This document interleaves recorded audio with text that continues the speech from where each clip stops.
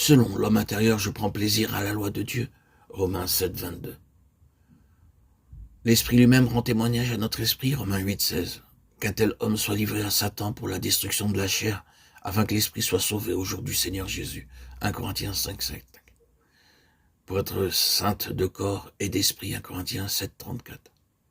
Nous rencontrons très souvent dans le Nouveau Testament ces deux mots, âme et esprit. Et puisque notre désir premier est présent est de faire entre ces deux termes une distinction, ou de remarquer la distinction que fait la parole de Dieu entre eux, il nous faut donc définir par une règle générale ce qui les distingue. Cette distinction générale peut être établie de la manière suivante. L'âme, souvent exprimée par la vie, se rapporte à l'homme dans sa propre vie consciente, ici-bas, dans ce monde. Son bien ou son mal, son pouvoir de faire, d'accomplir, de jouir, de profiter, de connaître et d'acquérir ce qui est de ce monde. De vivre comme un être responsable, conscient de lui-même, répondant à Dieu de lui-même et de sa vie, et considérant sa vie comme la réalité d'une destinée et d'une intention de Dieu, plus haute que le simple fait de vivre pour lui-même et pour le court espace de sa vie terrestre. L'âme peut être touchée par quelque chose de plus élevé et y répondre, mais sa relation première ne la porte pas vers Dieu. Une telle relation est indirecte et secondaire. L'esprit, quant à lui, est ce par quoi, étant donné la régénération nécessaire, l'homme est lié directement aux choses de Dieu. Il est ainsi constitué afin de pouvoir être en relation avec les êtres spirituels et les choses spirituelles. Ceci est une règle vaste et générale. Et si certains passages semblent la contredire, la difficulté tombera si nous nous souvenons de la condition sur laquelle, d'une part, Dieu regarde l'homme comme un être responsable, parce qu'intelligent et conscient, capable de choisir et de saisir, et d'autre part, lorsque l'esprit a été régénéré et amené en communion vivante avec Dieu. L'âme, elle aussi, a été touchée, et désormais, elle reçoit de Dieu comme elle donne à Dieu, par le moyen de l'esprit.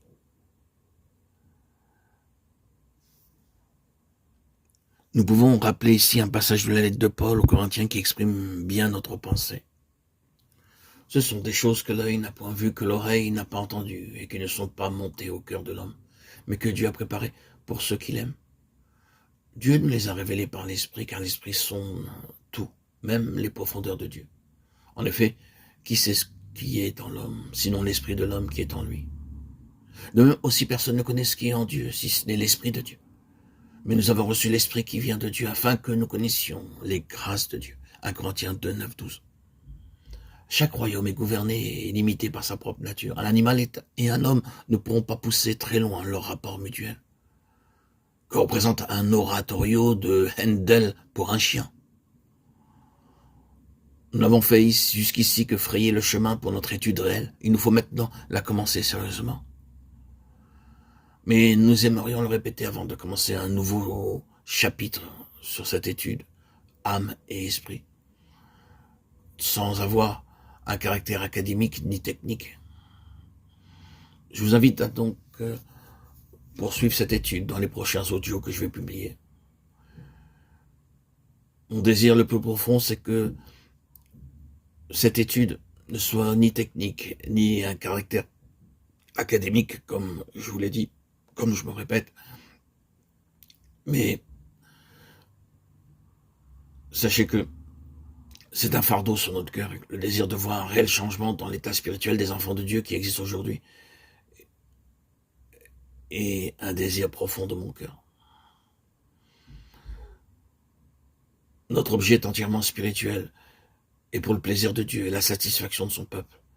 Et il n'y a derrière toute cette étude aucun désir, ni de compétence, ni d'orgueil, ni d'ordre présomptueux de vouloir expliquer ce qui nous a été donné par ces merveilleux enseignements. En particulier celui-ci qui est de Austin Spark, Theodore Austin Spark, un de mes merveilleux amis, guides spirituels, qui m'a permis d'avancer réellement sur le chemin de Dieu. Je poursuivrai plus tard sur ce sujet, âme, esprit. Je remercie bien sûr tous ces hommes aussi, et femmes, comme Ellen Good White, Jessie Lewis, frère Baxing, frère Verborn, Watchman Nee, tous ces hommes et femmes qui ont contribué à mon ascension spirituelle, à ma compréhension de l'évangile. Et mon plus grand bonheur est de vous faire partager ces vérités fondamentales qui sont des socles, des piliers, des fondations pour pouvoir avancer, être consacré au Seigneur et vivre cette liberté merveilleuse que d'appartenir à Christ. Le moi est crucifié. Et cela, pas de manière intellectuelle, mais plutôt expérimentalement. Vivant. Je vous invite à continuer et à poursuivre cette écoute. J'en ai produit plus de 106 000 sur mon ancienne chaîne historique. Yeshua Melech HaMashiach, Jésus le roi, Jésus-Christ, le roi, fils de Dieu. Et dans ma nouvelle chaîne, Arnaud Joseph, qui est consacrée, elle, entièrement à tous ces écrits de ces grands hommes et femmes, J.C. Penn Lewis, Watchman Nee. Vous pouvez avoir une compréhension de tous ces textes plus approfondie en faisant Google. Mais ces écrits qui m'ont été offerts, gracieusement donnés, mettent plus en lumière tout ce qui est donné dans le numérique, de loin. Donc, poursuivez votre épanouissement, votre ascension spirituelle, mais prenez en compte ces auteurs qui sont merveilleux. Frère Verborn, frère Baxing, tous ces hommes que j'ai connus par l'intermédiaire de cette église merveilleuse qu'est l'église évangélique de Patmos. Ce fut pour moi une transformation, une véritable transformation, un changement.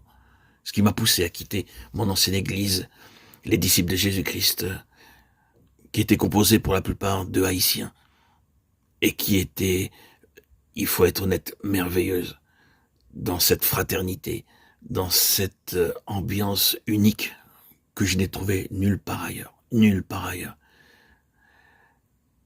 Mais il me fallait avancer dans d'autres domaines et Dieu m'a permis, c'est pour moi une grâce de connaître ces auteurs, qui a été pour moi des marches à monter et qui a permis à ma croissance de se développer, à la découvrir.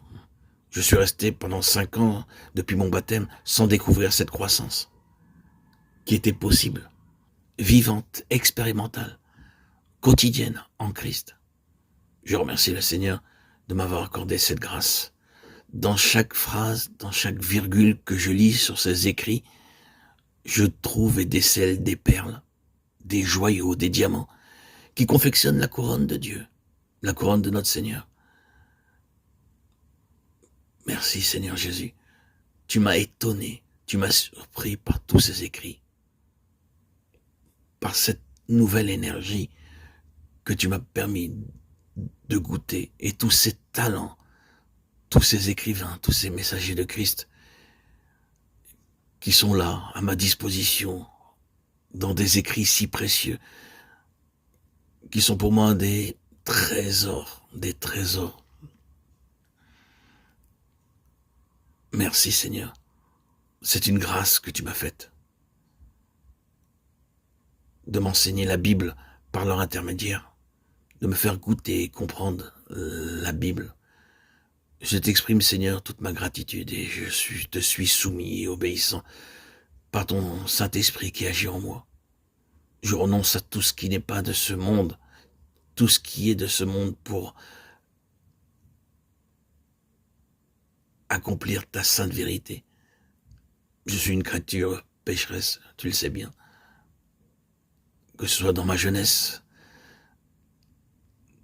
dans ma vieillesse même, par ton Saint-Esprit, le vieil homme est mort. Tu as crucifié ma chair. Et je te suis totalement consacré.